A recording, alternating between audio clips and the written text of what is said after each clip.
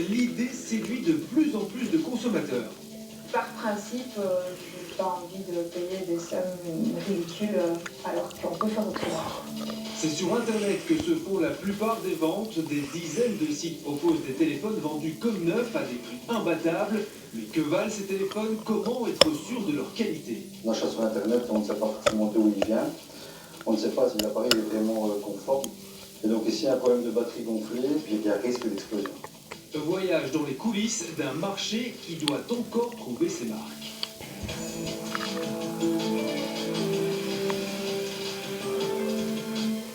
10 milliards, c'est le nombre de smartphones vendus dans le monde depuis 2007 et la sortie du premier iPhone d'Apple. Et le plus fou dans cette histoire, c'est que les prix de ces petits bijoux technologiques ont littéralement explosé et dépassent parfois les 1000 euros. Résultat, les consommateurs se tournent de plus en plus vers des GSM de seconde main.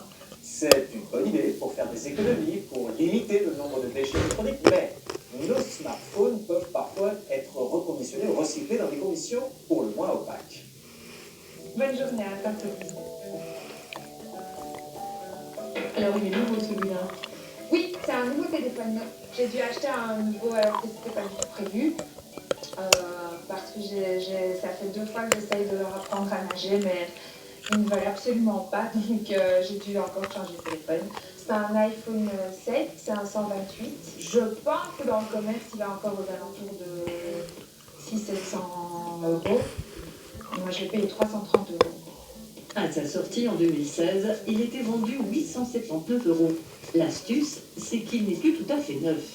L'astuce, c'est que c'est un téléphone reconditionné, donc ça veut dire que c'est un téléphone d'occasion qui a été démonté, remonté, entretenu, réparé dans une usine de reconditionnement. Mais de quoi parle-t-on exactement? S'agit-il vraiment d'une occasion? Oui, mais pas tout à fait. La nuance est subtile car la pratique n'est pas vraiment encadrée par des textes législatifs. Alors, ce qu'il faut savoir, c'est qu'il n'existe pas de définition légale de ce qu'est un appareil reconditionné. Certains vendeurs vont simplement faire un examen de l'appareil et changer les pièces les plus importantes. D'autres vont vraiment faire une révision technique entière de l'appareil. En tout cas, ce qui est en commun, c'est qu'un expert est censé examiner le produit qui a déjà été utilisé avant de le remettre sur le marché. Petit problème, aucun protocole strict n'est mis en place pour juger de la qualité d'un produit. Il faut donc faire confiance.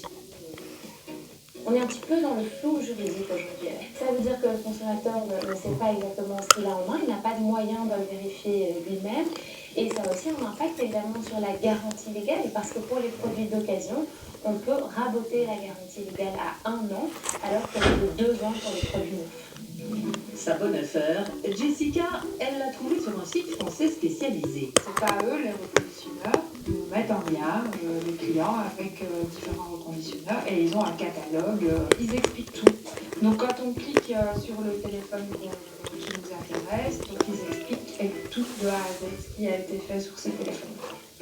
Donc c'est hyper clair. On sait aussi à quel reconditionneur on achète. C'est déjà le second smartphone qu'elle achète par ce biais. Jusqu'ici, elle n'a eu aucun souci. Mais côté garantie, attention.